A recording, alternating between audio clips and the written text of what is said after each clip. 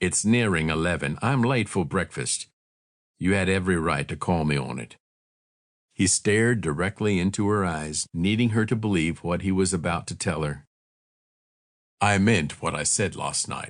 I had to get my head straight. I'm telling you up front, I didn't used to make the best decisions in my life. I've been in jail and in rehab for drug abuse. That was years ago, and I've been clean every moment of every day since.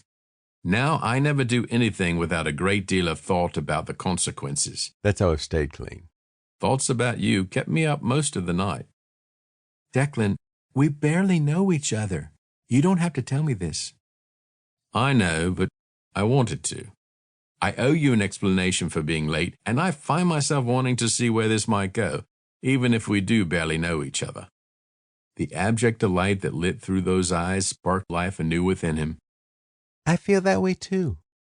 Then let's see what kind of disaster we can create together, shall we? Holly led him back to her bathroom. Disappointment that she'd straightened and unpacked quelled his elation over being able to tell her a little about himself. He had managed honesty, left out the most gruesome details, and she still wanted to see where this led. So far this day, this date, that had only ever held haunting memories, was rapidly improving. He had enjoyed the mess her room had been in the evening before. There were so many more details than a messy room, more to study, so much more to be learned.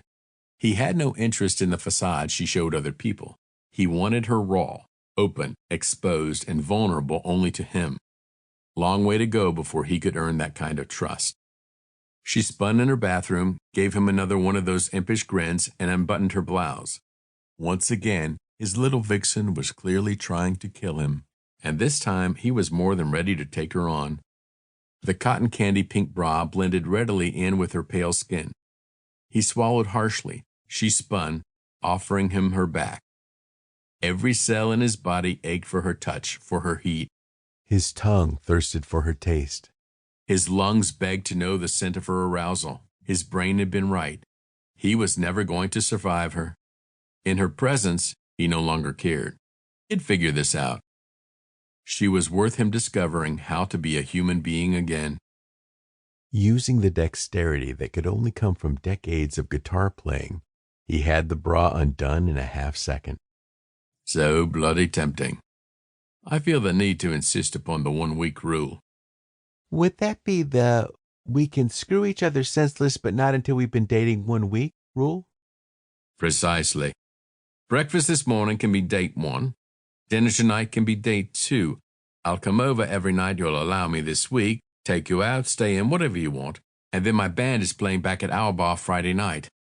That night, darling, you're mine.